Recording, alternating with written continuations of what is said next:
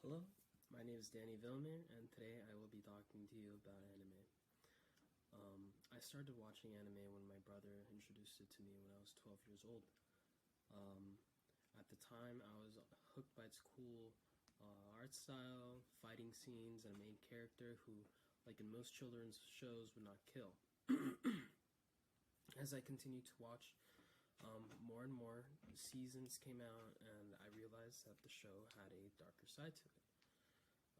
Although the main character was a hero and would not kill, his friends and allies would. The main character would also be revealed to have a tragic backstory and would explain why he was bullied and ignored as a child. The anime would show the physiological toll it would take on the hero as well as his friends. Once I began to explore more and more, I would find out that there is just as many genres and shows of anime as there are mainstream films. See, anime is defined as animated pictures derived from manga, a Japanese styled mix of cartoons and graphic novels. There are many skilled authors who write these books, as Celebrity Net Worth has stated once. Of one of the most famous authors is Eiichiro Oda, who has a net worth of $200 million. This ranks above the top 10 mainstream authors in the world.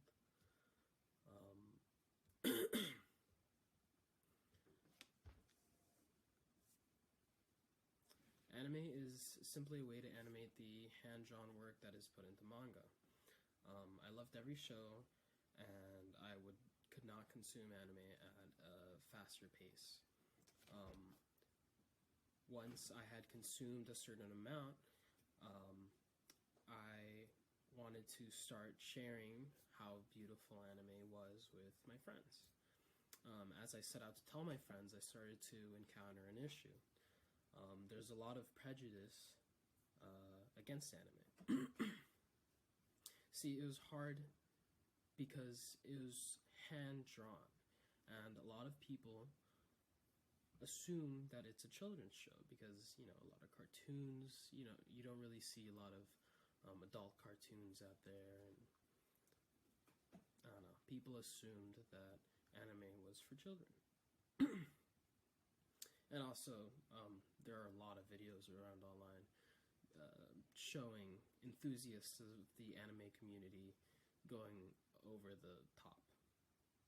So, today I am here to eliminate your preconceived notion against anime, show you the positives of anime, and prove to you that anime is not a children's show.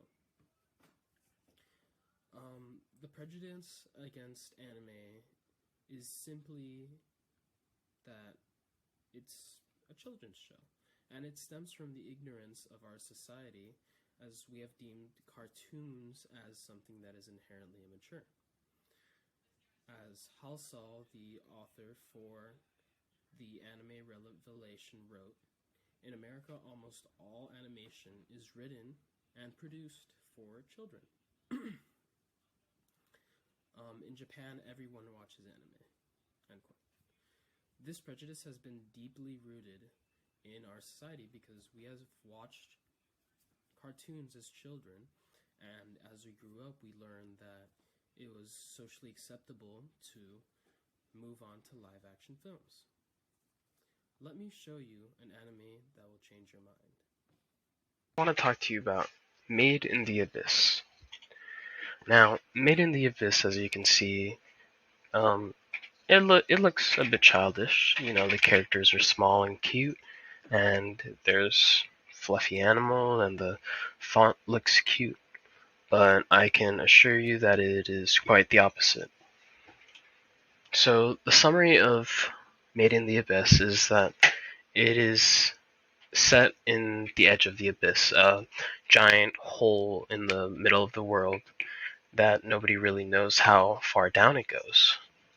We follow a main girl called Riko in her life at an orphanage, and during one of her explorations, as she's a junior explorer, she meets Reg, a curious boy who seems to have mechanical parts for arms and his eye and some other parts of his body.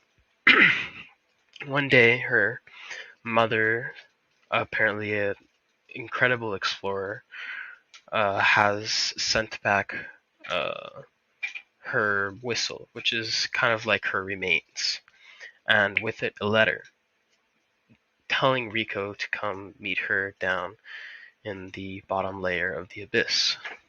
Now, some of the things in the abyss, um, lowering yourself in certain levels of it, can cause a lot of pain. So, the first layer, you can get decompression sickness. The second layer, heavy nausea, vomiting, and numbness of limbs. The third layer of the abyss, you lose your sense of balance, experience visual and auditory hallucinations. Fourth and fifth layer, you experience pain throughout your entire body and bleed through every single orifice, and I mean every one. And the sixth layer and deeper, you could literally lose your humanity, change into a different thing. And this really just shows how an anime can be really dark. And I'm not going to show you pictures because they're really gory, but the anime does show some of these repercussions. Anime is also a great teacher about Japanese culture, as well as many other different cultures depending on which anime you watch. As editors at More By Us stated, in addition to being an entertainment product of a significant global expansion, anime is a window to Japan as it exposes a variety of aspects of its culture. Almost every anime will show you traditions and different foods and customs of Japanese culture. For instance, through my many years of watching anime, I have learned that Japanese people do not accept tips, do not wear shoes in the house, will always announce their departure and arrival in their house from home, and are in charge of the cleanliness of their own school. Like, they clean their own bathrooms, they clean their own rooms. They have to wear shoes that are different for school and for walking outside. I've also learned a lot of the Japanese language, because I'm frequently being exposed to it. Obviously, I know extremely little, aside from some phrases, because I don't know the basic grammar and, the kanji needed for it. But, when I watch the shows, I can still understand some of what the characters are saying and get a general gist of what they're talking about. Although many other people have chosen to learn Japanese because of their connection to anime, because they've been watching anime. Julian Wiley, a reporter for the Chronicle for Higher Education, has stated that from 2013 to 2016, there has been a 3.1% increase in the amount of American students taking the Japanese language. Now, 3.1% is extremely small, but the number of people that are learning Japanese because of anime is tremendous. The main reason for the rise in Japanese language studies is because the increasing amount of anime being consumed in the United States.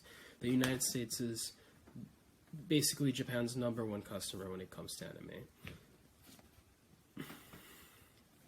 Now, if things are left as they are, I fear that none of you will ever discover the beauty and the immensity of the animated universe. There are countless worlds out there for you to lose yourself and immerse yourself into. According to Richard Hajaja, a former news editor at MyAnimeList, their database contains around 30,000 titles of anime. That is not including the episodes and seasons of each one. That is an insane amount of number of content. I'm sure mainstream also has this, but those numbers just blow my mind.